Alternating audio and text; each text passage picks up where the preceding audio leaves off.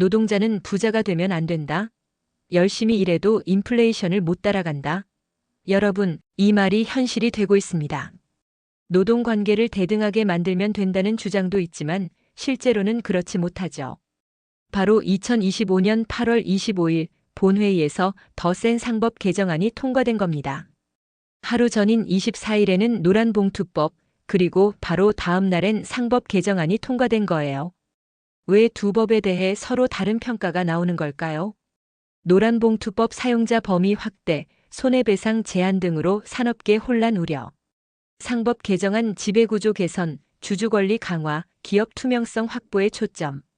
결과적으로 노란봉투법은 반기업적 성격이 강하다는 비판이 많은 반면 상법 개정은 장기적으로 기업 신뢰도를 높일 수 있다는 평가가 있습니다. 시청자분들은 이렇게 이해하시면 됩니다. 노란봉투법은 기업 운영에 직접적 부담을 주기 때문에 투자나 고용 환경을 악화시킬 수 있다. 더 센 상법 개정은 단기적으로 기업에 부담이 되더라도 장기적으로 투명성과 신뢰를 높여 자본시장 활성화에 기여한다. 따라서 두 법을 같은 선상에서 볼 게 아니라 각각의 구조적 효과를 따로 봐야 합니다. 상법 개정에서는 소액 주주도 회사의 주인이라고 외치더니 하청 노동자는 소모품처럼 취급한다. 여러분, 어떻게 생각하시나요? 단순히 주주만 주인이다, 노동자는 아니다라고 말하기엔 너무 가혹하죠. 실제로 현장에서 땀 흘리는 노동자가 없다면 회사는 굴러가지 않습니다. 여러분도 한 번쯤 기업의 진짜 주인은 누구인가? 라는 질문을 해보셨을 겁니다. 최근 상법 개정과 노란봉투법을 둘러싼 논란을 보면 이 질문이 더욱 중요해집니다. 상법 개정 소액 주주도 경영의 목소리를 낼 수 있도록 권리를 강화. 노란봉투법 노동자, 특히 하청 노동자의 교섭권을 확대해 기업의 주인 논쟁을 촉발. 두 법 모두 기업을 누가 이끌고 있는가? 라는 본질적 질문을 던지고 있는 겁니다. 여러분이 생각을 정리하실 땐 이렇게 접근해 보시면 좋습니다. 기업의 지속 가능성은 자본주주 노동직원이 함께 만들고 있다는 점을 인정하기. 주주와 노동자 어느 한쪽만 주인이라고 보지 말고 각각의 권리와 책임을 균형 있게 보는 시각 갖기. 앞으로 법이나 제도가 바뀔 때 단기적 이익보다 기업과 사회가 함께 성장할 구조인지를 따져보기. 여러분, 혹시 이런 말 들어보셨죠? 학생들이 학교의 주인이다. 정말 그럴까요? 어릴 때 교장 선생님이 조회 시간마다 여러분은 학교의 주인입니다라고 말씀하시던 기억 다들 있으실 겁니다. 듣기엔 참 따뜻하고 좋은 말이지만 가만히 생각해보면 의문이 생겨요. 정말 학교의 주인은 학생일까요? 사실 구조적으로 보자면 공립학교는 국민의 세금으로 운영되니 학생이 주인이라는 말이 의미가 있습니다. 하지만 사립학교는 다릅니다. 사학재단 소유 이사장이 운영하는 것이고 법적으로는 그 재단의 것입니다. 즉 학생이 주인이다라는 말은 소유권 개념이 아니라 책임과 주인의식 차원에서 쓰이는 표현인 거죠.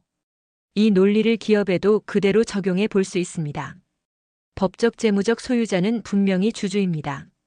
하지만 실질적 운영과 성과는 노동자의 기여 없이는 불가능합니다. 따라서 소유 개념과 주인의식 개념을 분리해서 이해해야 주주와 노동자의 관계를 균형 있게 볼 수 있습니다. 여러분, 우리는 자본주의 사회에 살고 있습니다. 그런데 자본주의 속에서 노동자와 기업의 관계 정말 정확히 이해하고 계신가요? 많은 분들이 아직도 평생 직장이나 회사와 함께 성장한다는 이미지를 떠올리곤 합니다. 하지만 현실은 다릅니다. 지금 시대에 30년 근속하고 정년 퇴직하는 사례 거의 찾아보기 힘들죠. 사실 노동과 기업의 관계는 훨씬 단순합니다. 노동자와 기업의 관계는 본질적으로 계약 관계입니다. 노동자는 노동을 제공합니다. 기업은 그 대가로 임금을 지급합니다.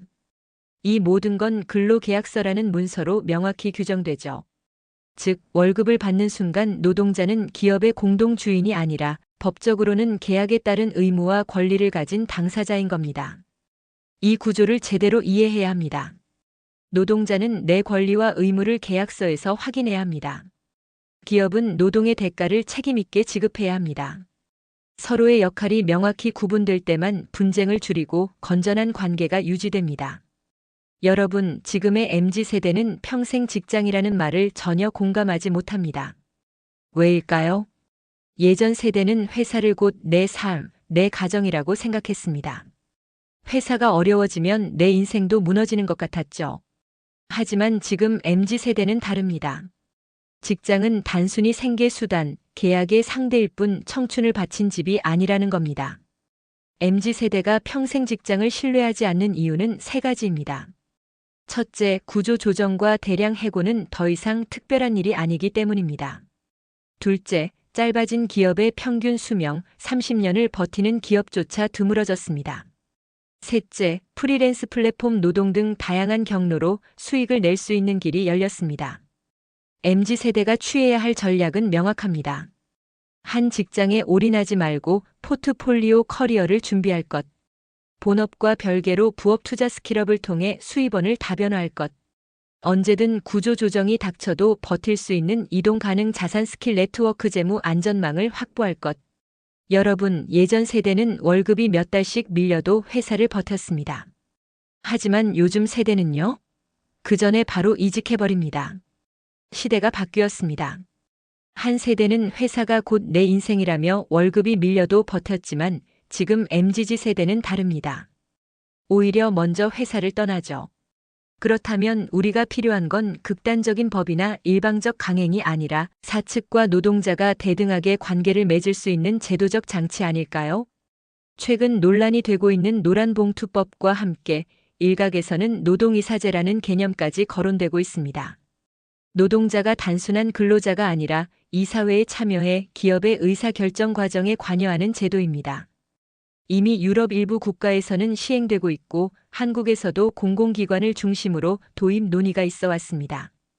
핵심은 노동자의 권한을 파업이나 투쟁이 아니라 의사결정 참여로 전환하자는 겁니다. 노동과 자본의 균형을 위해 우리가 고민할 방향은 다음과 같습니다. 파업 중심이 아니라 대화와 참여를 통한 문제 해결 구조 만들기. 노사 공동으로 기업의 재무 경영 상황을 투명하게 공유. 경영 의사결정 단계에서 노동자의 목소리를 제도적으로 반영. 노동자가 이사회에 들어와서 경영 결정을 같이 한다. 여러분, 이게 자본주의 주식회사에 맞는 제도일까요? 최근 논의가 뜨거운 노동이사제. 노동자 대표가 이사회에 들어가 주요 의사결정에 참여해야 한다는 주장인데요. 한편에선 노동자 권익 강화라고 환영하지만 다른 한편에선 주식회사의 본질을 흔드는 위험한 제도라고 우려합니다. 여러분은 어떻게 생각하시나요? 노동이사제란 회사 이사회 구성원 중 일부를 노동자 대표로 채워서 의사결정권을 부여하는 제도입니다. 독일 등 유럽 일부 국가에서는 이미 시행되고 있음. 노동자 참여로 불필요한 파업을 줄이고 협력적 노사 관계를 만들 수 있다는 장점. 그러나 주식회사의 본질, 즉 주주는 자본을 투자한 소유자라는 원칙과 충돌할 수 있다는 단점. 만약 우리나라에서 도입을 검토한다면 이런 점들을 고민해야 합니다. 공기업 공공기관에서 먼저 시범 도입해 효과 검증. 노동자 대표가 들어갈 경우 권한과 책임 범위를 명확히 규정. 파업 투쟁이 아닌 경영 참여와 책임 공유로 이어지도록 법적 장치 마련. 주주가 아닌 노동자가 이사회에 들어간다. 그리고 대주주가 소수 지분만으로 이사회를 장악한다. 여러분, 이게 과연 공정한 구조일까요? 지금 논란이 되고 있는 건 덧셈 상법 개정입니다. 노동이사제 못지않게 뜨거운 이슈인데요. 대주주 중심의 이사회 구조를 견제하기 위해 도입하려는 제도들이죠. 그런데 한편에서는 기업 운영이 더 복잡해지고 의사결정이 늦어질 수 있다라는 우려도 나오고 있습니다. 여러분은 어떻게 보십니까? 덧셈 상법 개정의 주요 내용은 크게 두 가지입니다. 첫째, 자산 총액 2조 원 이상 기업에는 집중 투표제 의무화. 소액주주도 자신이 원하는 이사를 선출할 수 있는 권리를 보장. 둘째, 감사위원 분리 선출 확대. 대주주가 감사위원까지 마음대로 뽑지 못하게 하고 최소 2명 이상을 독립적으로 뽑도록 한 것. 이렇게 되면 대주주의 이사회 장악력을 줄이고 소액주주나 일반 투자자 권익을 강화할 수 있다는 취지입니다. 만약 제도가 도입된다면 기업들은 이렇게 준비해야 합니다. 이사회와 감사위원회의 독립성 확보, 사회이사 감사 후보 풀을 넓혀야 합니다. 주주총회 운영 투명화 소액주주 의견을 반영할 장치를 마련해야 합니다. 경영진과 이사 간의 이해 충돌 방지 내부 규정을 강화해야 합니다. 대주주 마음대로 이사회가 꾸려진다면 소액주주는 늘 들러리일 수밖에 없겠죠. 그런데 소액주주에게도 힘을 실어줄 방법이 있습니다. 바로 집중투표제와 감사위원 분리 선출 제도입니다. 여러분, 혹시 이런 생각 해보셨나요? 내가 투자한 회사인데 정작 그 회사를 감시하고 견제할 권리는 거의 없다는 사실. 지금 구조에서는 대주주가 뽑은 사람들로 이사회가 채워지고 감사위원회까지 사실상 대주주 편인 경우가 많습니다. 그러다 보니 소액주주의 목소리는 제대로 반영되지 못하고 있는 거죠. 이 문제를 막기 위한 제도가 바로 두 가지입니다. 집중투표제 예를 들어 이사를 3명 뽑을 때 소액주주는 표가 분산돼 불리합니다. 그런데 집중투표제를 쓰면 3표 중 1표를 한 사람에게 몰아줄 수 있어 최소 1명은 소액주주를 대변할 수 있는 이사가 들어갈 가능성이 커집니다. 감사위원 분리 선출 지금은 이사회를 먼저 뽑고 그 안에서 감사위원을 뽑습니다. 당연히 대주주 편에 선 이사들이 감사위원까지 차지하게 되죠. 하지만 앞으로는 최소 2명 이상을 아예 분리해서 뽑도록 하자는 겁니다. 그래야 독립성이 확보됩니다. 이 제도가 시행된다면 기업은 이렇게 준비해야 합니다. 소액주주 참여를 독려할 수 있는 투표 절차 마련. 이사 후보 추천 과정에서 독립성과 전문성 보장. 감사위원회 운영 규정을 재정비해 대주주 영향 최소화. 노동자도 기업의 주인일까요? 아니면 주식 가진 주주만이 진짜 주인일까요? 노동이 사제와 덧셈. 상법 개정은 겉으로 보면 비슷하지만 본질은 완전히 다릅니다. 많은 분들이 헷갈려 하십니다. 노동자 대표가 이사회 들어가는 노동이사제와 소액주주를 보호하는 집중투표제 감사위원. 분리선출이 뭐가 다른가? 겉보기에 둘 다 대주주 견제 장치 같거든요. 하지만 그 뿌리는 다릅니다. 바로 주주냐 비주주냐의 차이죠. 노동이사제 노동자 대표가 직접 이사회 멤버로 들어가는 방식. 주주가 아님에도 경영 의사결정에 참여한다는 점에서 자본주의 회사법 원리와는 충돌하는 부분이 있습니다. 덧셈 상법 개정 집중투표제 감사위원 분리선출 주주총회에서 표를 가진 소액주주도 힘을 낼 수 있게 제도를 바꿔주는 겁니다. 즉, 주식 가진 사람들 안에서의 견제 장치를 강화하는 것이죠. 만약 노동자들이 이사회에 참여하고 싶다면 노동이사제만 있는 건 아닙니다. 예를 들어 노동자 지주조합을 만들어 회사 주식을 매입 주주권 확보, 집중투표제를 활용해 노동자 몫 이사를 밀어넣기, 감사위원 분리 선출 과정에서 독립적 인물을 추천. 이런 방식으로도 간접적으로 노동자의 목소리를 반영할 수 있습니다. 노동자도 이사회 멤버가 될 수 있을까요? 방법은 의외로 간단합니다. 주주가 되면 됩니다. 많은 분들이 노동이사제 같은 제도를 통해서만 노동자가 의사결정에 참여할 수 있다고 생각합니다. 하지만 꼭 법으로 밀어붙이지 않아도 방법은 있습니다. 노동자가 스스로 주주의 자격을 가지면 합법적이고 정당하게 경영에 참여할 수 있습니다. 노동자가 주주가 되는 방법은 두 가지가 있습니다. 개인이 직접 주식을 매입, 임단협을 통해 성과급 보너스 일부를 자사주로 지급받기.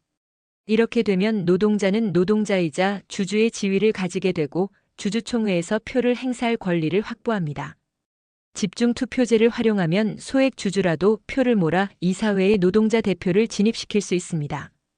임단협 협상안에 성과급 일부 자사주 지급 조항 삽입, 노동자 지주조합 설립 노동자들이 모은 자사주 집단 관리, 집중투표제 활용 소액주주 권리를 극대화해 노동자 대표 이사 선출, 감사위원 분리 선출 활용 대주주 견제 가능한 멤버 추천. 노동자가 반드시 노동이사제를 통해서만 경영에 참여해야 할까요? 아닙니다. 주식회사의 기본 틀 안에서도 노동자가 주주로 참여하면 충분히 목소리를 낼 수 있습니다. 많은 분들이 노동자 경영 참여 노동이사제라고만 생각합니다. 하지만 주식회사의 구조를 제대로 이해하면 노조나 법, 강제가 아니더라도 노동자가 이사회 의사결정 과정에 참여할 수 있는 길은 열려 있습니다. 노동자는 주식을 보유하면 주주가 되고 주주총회에서 투표권을 가질 수 있습니다. 표가 늘어나면 노동자 대표가 이사회에 진입할 수 있고 심지어 여러 명이 될 수도 있습니다. 노동자 지분 결집을 통해 집중투표제 활용 대주주 견제 가능. 더 나아가 사원주주 회사 엠플로이 마이너스 온드 컴퍼니 모델도 있습니다. 직원들이 자본금을 모아 설립하고 노동자들이 곧 주주로서 회사 의사결정을 직접 책임지는 구조입니다. 임단협의 자사주 지급 요구 삽입 성과급 보너스 일부를 자사주로 받기. 노동자 주주조합 설립 노동자 지분을 모아 단일화된 투표권 확보. 집중투표제 활용 소액주주 권리를 극대화해 이사 진입 추진. 사원주주회사 설립 노동자들이 직접 자본금을 모아 독립적 회사 운영. 노동자와 기업의 이해관계가 완벽하게 일치한다면 어떤 일이 벌어질까요? 분쟁이 아니라 진짜 상생의 길이 열립니다. 노동자와 기업, 주주와 경영진은 늘 이해관계가 충돌한다고들 말합니다. 대주주와 소액주주도 마찬가지죠. 하지만 만약 이해관계가 딱 맞아떨어진다면 어떨까요? 사실 이게 가능하다는 걸 많은 분들이 간과하고 있습니다. 노동자가 주주가 되면 노동자주주 기업의 공동 주인이 됩니다. 이렇게 되면 노동자의 근로 조건과 주주의 수익 추구가 같은 방향으로 맞춰집니다. 실제로 해외 및 국내 일부 언론사 기업들은 사원주주회사 모델로 운영되며 이해관계 일치를 실현하고 있습니다.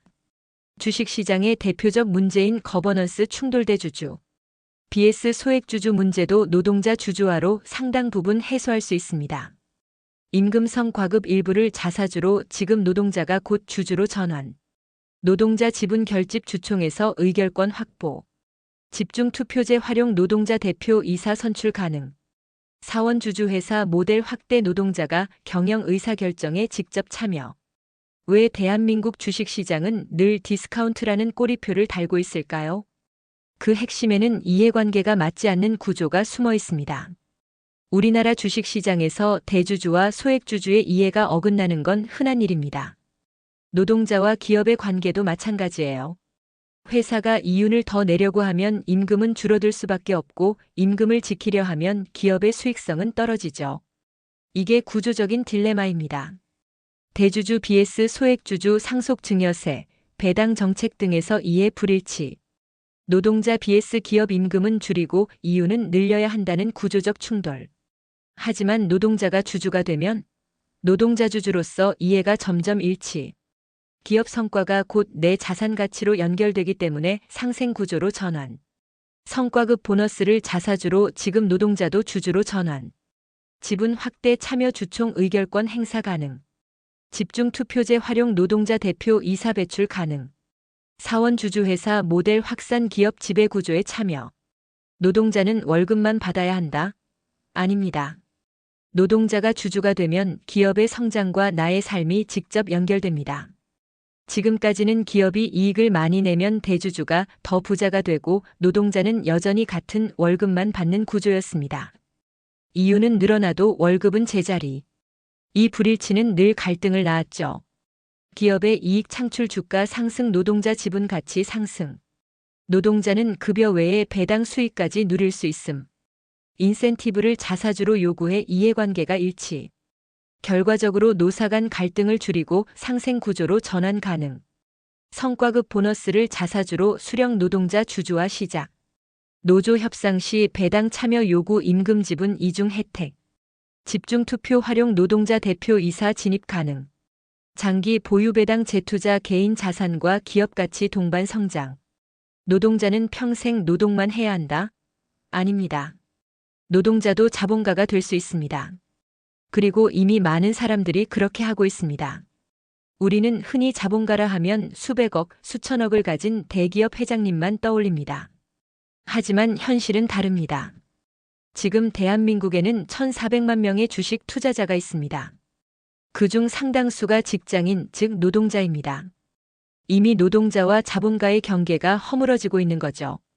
노동자가 주식 투자를 통해 자본가로 변신 가능. 상장사라면 자사주성 과급 주식으로 이해관계 일치. 노동자가 급여 지분 배당을 동시에 누리는 구조. 노사 대립이 아니라 노사 상생 모델로 바뀌는 기반 마련. 급여 일부를 투자금으로 전환 주식 펀드로 자본 형성. 자사주 매입 제도 활용 노동자가 기업의 주인이 되는 길. 노조 협상 시 성과급 자사주 지급 요구 장기적 이해관계 일치. 배당 재투자 습관화 급여 외 두 번째 월급 만들기. 여러분, 기업에서 직원 교육에선 경제 강의는 좋아하지만 주식 투자 강의는 꺼린다는 사실 아셨습니까?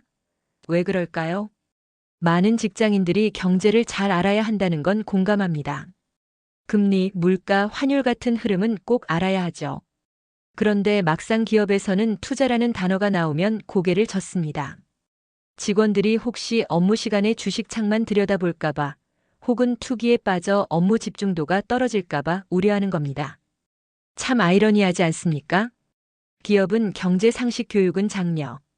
그러나 주식 투자 교육은 회피.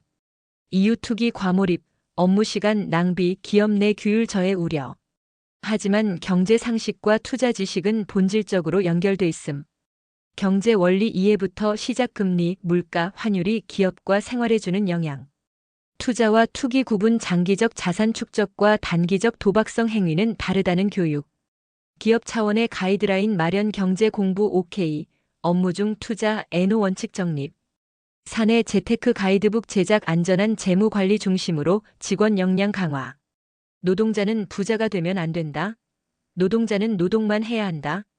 이게 아직도 우리 사회에 남아있는 현실이라면 여러분은 어떻게 생각하시겠습니까?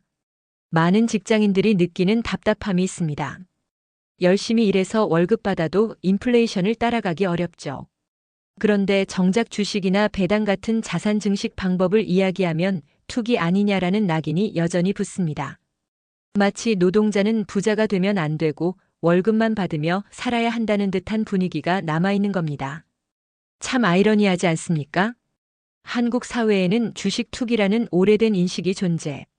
노동자는 주식으로 돈 벌면 회사 그만둔다는 기업의 우려도 여전. 그러나 해외에서는 장기 투자 배당 투자가 당연한 노후 준비 수단. 노동자가 자본가가 되는 방법 주식 투자 배당으로 현금 흐름 확보. 단기 투기 대신 장기 투자 기업의 성장과 함께 가는 전략. 배당 중심 포트폴리오 안정적 현금 흐름을 통해 은퇴 후 대비. 소액부터 시작 무리한 대출이 아닌 여윳돈으로 천천히.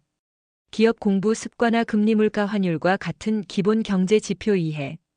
자사주 제도 활용 다니는 회사의 주식 일부를 보너스로 받는 방법 모색. 노동자는 자본가가 될 수 없다. 배당 소득 분리과세는 부자들만 좋은 제도다. 정말 그럴까요? 우리 사회엔 아직도 이런 인식이 남아 있습니다.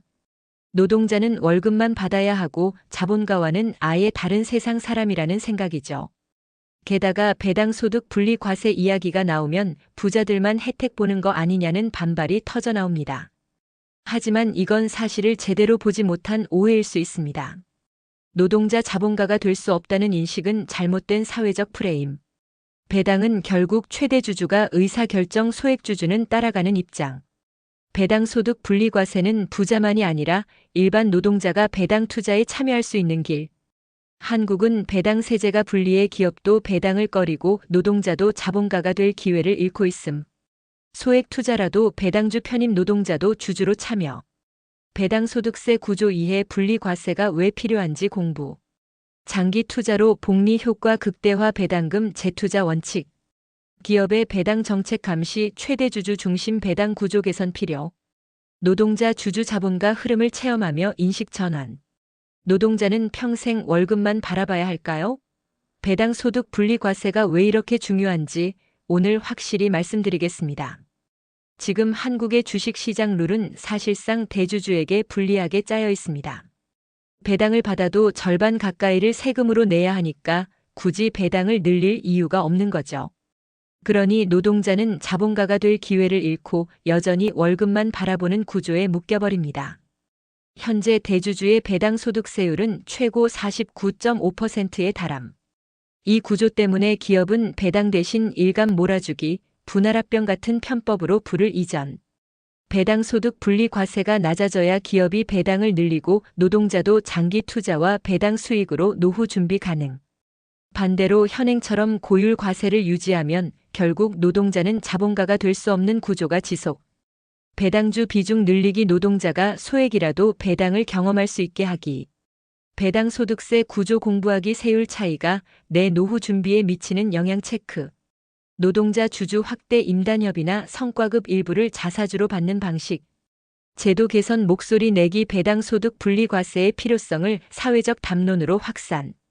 장기 투자 배당 재투자 배당을 소비가 아닌 자산 축적으로 연결. 노동자가 자본가가 될 수 있다. 이상론처럼 들리시나요? 하지만 조금만 생각해보면 결코 불가능한 얘기가 아닙니다. 물론 현실에선 어려움이 있습니다. 우리 사주를 받았는데 주가가 폭락해 손해만 보고 퇴사하고 싶어지는 경우도 있죠. 또 상장 직후 주가가 급등했는데 의무보호 예수 때문에 팔지도 못하고 오히려 퇴사가 낫다는 생각이 들 수도 있습니다. 이런 사례들 때문에 노동자가 자본가가 될 수 없다는 냉소가 생기는 겁니다. 일부 사례만 보고 제도의 큰 취지를 폄훼하면 안 됨. 주가 변동성 때문에 퇴사를 선택하는 경우가 있더라도 제도의 본질은 노동자의 자본 참여 확대, 이해관계 일치를 통해 노동자도 배당주가 상승의 과실을 공유할 수 있는 구조가 필요. 이상론 같아 보여도 제도 설계와 인식 개선으로 충분히 현실화 가능. 우리 사주 제도 보완 보호 예수 기간 단축 유연화. 장기 투자 유도 세제 개선 배당 소득 분리 과세 장기 보유 세액 공제. 교육 확대 기업 차원에서 직원 대상 금융 투자 상식 교육 제공. 노동자 참여형 펀드 도입 개별 종목 리스크 줄이고 분산 투자 가능. 제도와 문화 개선 노동자는 월급만이라는 고정관념을 사회적으로 바꾸기. 열심히 일하고 돈을 모아도 집값 주식금값 상승을 따라잡을 수 없다면 결국 노동자는 영원히 뒤처질 수밖에 없습니다. 여러분 월급만으로는 버겁다고 느끼시죠? 물가는 오르고 집값은 오르고 주식과 원자재 값도 다 오르는데 내 월급만 그대로일 때 허탈함을 느낍니다. 아무리 아껴 써도 인플레이션이라는 거대한 파도 앞에서는 힘이 빠질 수밖에 없는 거예요. 인플레이션은 곧 화폐 가치 하락 현상. 자산 가격이 오르는 게 아니라 돈의 가치가 떨어지는 것. 임금은 뒤처지지만 자산은 가치가 오르면서 격차가 더 커짐. 노동자도 투자자로 참여해야 이 격차를 줄일 수 있음. 같은 회사 주식을 보유할 경우 이해관계 일치 효과 기업 성장 내 재산 성장. 기본 투자 공부 주식 채권 ETF 등 기초부터 이해. 장기 투자 습관 단타보다 장기적 자산 축적 전략. 분산 투자 특정 자산에만 올인하지 않고 리스크 관리. 자사주우리 사주 적극 활용 회사 성과와 연계된 자산 축적. 배당 중심 투자 인플레이션에 대응하는 현금 흐름 확보. 노동자는 언제까지 약자여야 할까요? 영원히 을로 남아야 할까요? 저는 아니라고 봅니다. 우리는 늘 회사에서 사용자가 갑, 노동자가 을이라는 현실을 받아들여 왔습니다. 월급은 늘 제자리인데 물가와 집값은 계속 오르죠. 불평등은 고착되고 노동자는 벗어나지 못하는 약자의 자리에 머무를 수밖에 없습니다. 노동자가 약자일 수밖에 없는 구조 사용자가 결정권과 자본을 쥐고 있음. 하지만 노동자가 투자자로 참여하면 게임의 규칙이 달라짐. 상법 개정 대주주 독점 구조 견제, 소액주주 노동자의 권한 확대. 배당 소득 분리 과세 대주주 중심 배당 억제 구조를 바꿔 배당 확대 가능. 공정한 자본시장은 노동자가 노동자이면서 자본가로 성장할 수 있는 길. 기본 투자 학습 위험과 수익 구조를 이해하고 장기 투자 기반 마련. 배당 중심 포트폴리오 배당이 꾸준히 지급되는 기업 중심으로 투자. 상법 개정 배당 세제 개혁 지지 제도 개선이 있어야 개인 투자자 노동자에게 기회가 열림. 우리 사주 자사주 활용 노동자가 직접 주식을 보유해 기업과 이해관계 일치. AI 첨단 산업 변화 관찰 산업 패러다임 변화를 읽고 미래 투자 기회로 활용. 수천억 원 심지어 조 단위로 기업을 인수하는 이유가 뭔지 아십니까? 단지 몇 명의 개발자를 데려오기 위해서입니다. 우리는 늘 노동자는 약자라고만 배워왔습니다. 하지만 정말 그럴까요? 때로는 한 사람의 이직이 회사 전체를 흔들어버리기도 합니다. 테슬라가 슈퍼컴퓨터 개발 사업을 접은 이유도 핵심 개발자들이 떠났기 때문입니다. 결국 노동자가 약자가 아니라 오히려 기업의 운명을 쥐고 있는 순간도 있는 거죠. 초고급 인재 몇 명의 이동이 기업 전략을 송두리째 흔드는 시대. 오픈 AI 메타 테슬라 사례 개발자 확보 경쟁이 곧 기업 경쟁력. 글로벌 기업들이 개발자 영입기업 인수의 맨드어로 이어가는 구조. 노동자가 단순히 을이 아니라 자산 가치 지식 기술력의 주체. 일반 노동자도 전문성 투자 경험을 통해 위치를 바꿀 수 있음. 전문성 강화 희소한 기술 지식 분야에 집중 AI, 데이터, 친환경 산업 등. 이동성 확보 경력 관리 자격증 이직 기회 설계 협상력 강화. 투자자로 전환 노동 자본을 동시에 누릴 수 있도록 장기 투자 배당 기반 마련. 노동시장 구조 이해 국내 법제도 변화를 이해하고 대응 전략 준비. 네트워크 확장 업계와 교류 연결을 통해 기회 포착. 여러분, 회사에서 진짜 갑 같은 을이 되는 방법이 뭔지 아십니까? 바로 대체할 수 없는 능력을 갖추는 겁니다. 우리나라 경제활동 인구가 약 2,800만 명입니다. 하지만 현실적으로 모든 사람이 갑과 을의 관계에서 동등해질 수는 없어요. 그래서 계층 구조가 생기고 소득 격차가 벌어지는 거죠. 그렇다고 체념만 하고 있을 수는 없잖아요. 나만의 무기를 갖추면 게임의 룰이 달라질 수 있습니다. 노동시장에서 대체 가능성이 곧 협상력. 나를 대신할 사람이 많을수록 약자, 반대로 대체 불가능할수록 강자. 대체 불가능성을 만드는 4가지 축. 능력 스킬 희소한 전문성. 퍼포먼스성과 눈에 보이는 결과. 영업력 네트워크 회사의 매출 고객을 가져오는 힘. 브랜드 평판 회사가 놓치기 아까운 개인 브랜드. 전문성 선택 남들이 쉽게 따라오지 못할 분야를 정해 집중한다. 성과 기록 프로젝트 매출 성과를 수치화해 눈에 보이는 성과 포트폴리오를 만든다. 네트워크 확장 고객 동료 업계와 신뢰 기반 연결을 만든다. 개인 브랜드 구축 온라인 오프라인에서 내 이름이 곧 신뢰가 되도록 콘텐츠 경험을 쌓는다. 협상력 강화 성과와 브랜드를 근거로 회사와 대등한 계약을 요구할 수 있는 힘을 키운다. 오늘 이야기 조금 무겁게 들리셨을 수도 있고 또 다르게 생각하시는 분들도 계실 겁니다. 왜냐하면 사람마다 처한 상황도 다르고 의견도 당연히 다를 수 있기 때문이죠. 한쪽만이 답이라고는 생각하지 않습니다. 노란봉투법과 더 센 상법 개정, 찬성과 반대가 극명하게 갈리고 있음. 기업, 노동자, 투자자 모두 다른 입장에서 판단할 수밖에 없음. 중요한 건 우리가 서로 다른 시각을 공유하면서 균형 있는 이해를 갖는 것. 정보 확인 뉴스를 그대로 믿기보다 원문과 여러 해석을 비교해보기. 생각 나누기 댓글이나 토론을 통해 서로 다른 의견을 들어보기. 행동 준비 투자자 노동자 시민으로서 각자 할 수 있는 대비책을 고민하기. 여러분의 시각이 더 중요합니다. 우리가 다른 생각을 나눌 때 오히려 진실에 가까워질 수 있다고 믿습니다. 단, 방관하면 결국 제일 큰 피해는 국민 모두에게 돌아옵니다. 지금부터라도 작은 준비와 관심이 필요합니다. 여러분은 어떻게 보셨나요? 댓글로 여러분의 생각을 꼭 남겨주세요. 서로 다른 의견이 모여야 균형이 잡힙니다. 이 영상이 도움이 되셨다면 구독, 좋아요, 알림 설정 부탁드립니다. 감사합니다.